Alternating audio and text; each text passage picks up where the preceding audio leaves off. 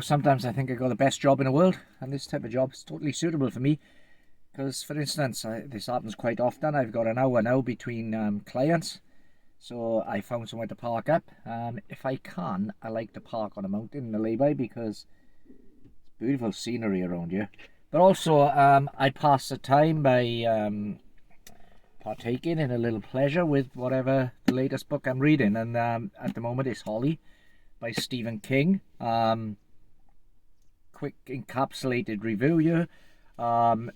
Holly Gibney, the main character in this book, I first met her in a previous Stephen King book, the first book in the Bill Hodges trilogy, which was Mr. Mercedes. And the character, as King has said in several interviews, was intended to be a small walk-on part, but he fell in love with the character and she grew from there, and she sort of made her presence known in the book, the way that writers say that characters sometimes won't do what the writer wants them to do and they suddenly take over, and they become alive, they become living people almost. So such was the case with Holly Gibney. As I say, she first made her appearance in the Mr. Mercedes novel, which was the first in the Bill Hodges trilogy.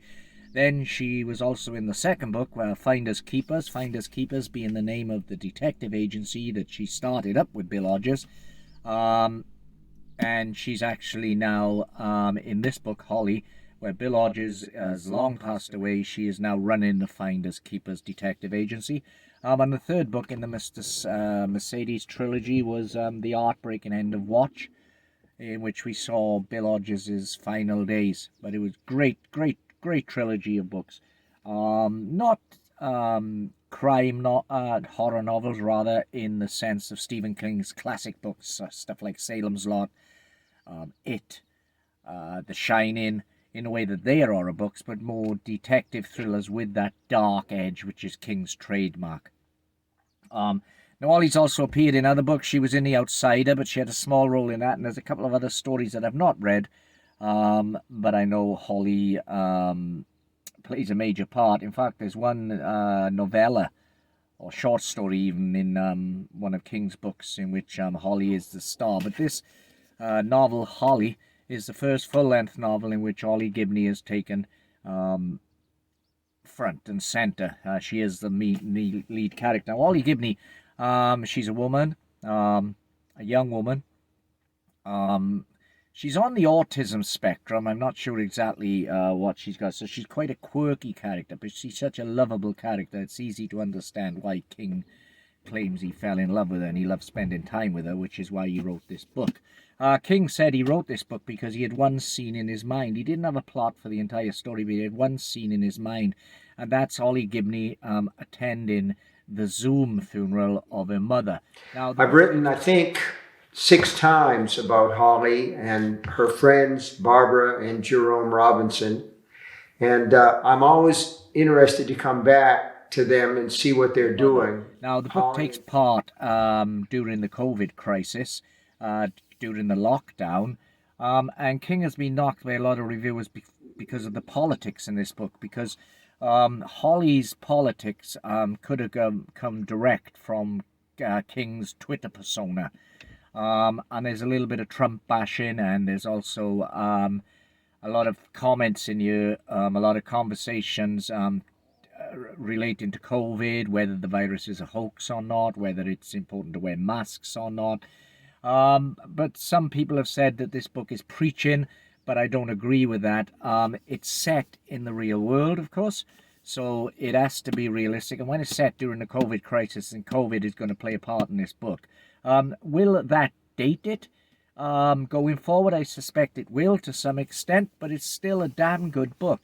And the COVID crisis is a period in history that will always be remembered. So, for that aspect of it, it does detail what was going on in people's minds during the COVID crisis. But that's secondary to the book itself. That's just a milieu in which the characters find themselves. Now, Holly is on the trail of a serial killer. At first, she doesn't realize she's on the trail of a serial killer, and it's killers, not killer. But then she gradually does come to the realization that she's on the trail of serial killers. And the serial killers in this book are the most unlikely pair of serial killers you're ever going to meet. They're more Mrs. Beaton than Jeffrey Dahmer. Yeah, you've got it. They're elderly, senior citizen serial killers who suffer from arthritis and sciatica. Sounds bizarre, but it really works in the context of this story, and it's a chilling story. Now I'm over 3/4 of the way through this book at the moment, so I haven't actually finished it. But I'll come back to this review once I have finished it. I'm going to complete this book today, more than likely. I'm going to spend half hour reading now before I've got to visit my next client. And when I get home tonight, I'm going to finish the book off. So I'll add to this review here. But that's just the start of this review on Stephen King's Holly, his latest novel. That's Holly by Stephen King, now devoured.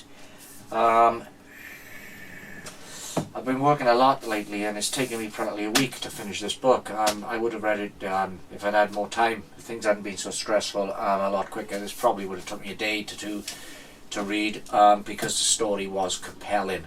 Now, I'm warning you, there will be spoilers, although I'm trying to keep it as vague as possible. But in order to discuss a novel, then spoilers are inevitable to some extent. Now, the character of Holly, of course, we've met before, first of all, in Mr. Mercedes. Then she appeared in Finders Keepers and End of Watch, which together make up the Bill Hodges trilogy. When we first met her in Mr. Mercedes, she was a very shy character, almost afraid of her own shadow.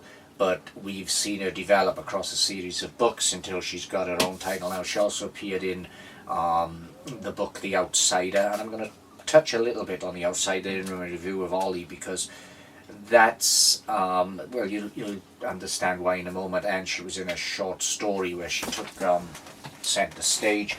I haven't read that short story. I can't think what the title of it is offhand, but it was in one of King's last anthology collections. He's published several over the years, going all the way back to his first, which I believe was called Night Shift.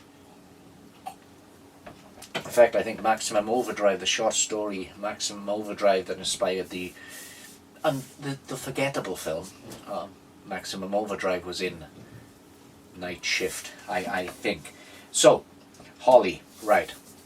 Now, I talked earlier about, mentioned a previous Stephen King book in which Holly played a part called The Outsider. Now, that book has always troubled me, because the first half of that book was absolutely compelling. There was a massive mystery left for the reader to discover, and because the book was marketed almost as another of Stephen King's forays into the crime kind of noir type thing, I wasn't expecting by halfway through the book for it suddenly to turn into all supernatural mayhem and gobbledygook. Not that there's anything wrong with that. I enjoy that type of story. Most of King's classic books, going back to Salem's Lot, Carrie, oh my god, there's so many, It, Pet Sematary, they've all got that big, massive supernatural or otherworld aspect.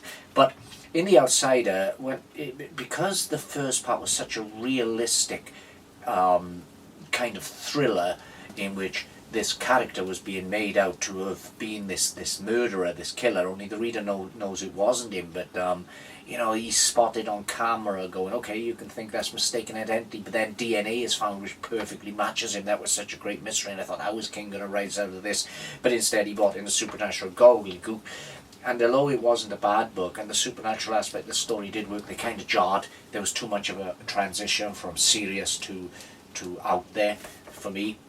So, but now with Ollie, Stephen King doesn't do that, and although there are fantastic elements to the story, nonetheless, the group pair of OASs, old age psychopaths that we have to deal with, he keeps the story just on the right side of realism to negate the fantastic elements, and he makes the more fantastic elements, the cannibal pensioners, real. in the sense of this book. So Ollie to me was massively a better book, I think, than The Outsider, even though The Outsider's plotline is far more complex and, to be honest, far more interesting for the most part of the book. It doesn't manage to keep the desperate elements together. It doesn't make them gel in the way that Ollie does, and the Ollie book gels all the way through, and the climax is absolutely fantastic. There's been a lot of criticism over the years by critics about Stephen King's endings. This one doesn't suffer from a bad ending at all. Just when you get the feeling that it's all predictable and you know what's going to happen, King pulls the rug out from under the reader's feet, and it is a thrilling ending, and it's especially horrific ending, just as horrific of any of King's previous horror opuses. So a requirement for the 5 finalists has to be in the mail by the end of the month. So that's Ollie. Stephen King obviously intends to write more about this character. He's changed a lot of the aspects of her life in this book. For instance, Holly's inheritance has suddenly made her a millionaire.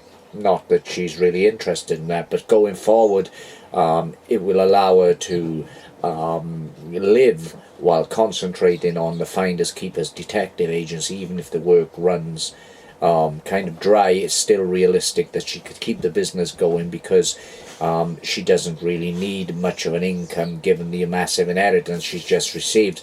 So Ollie is a wonderful book. Absolutely loved it.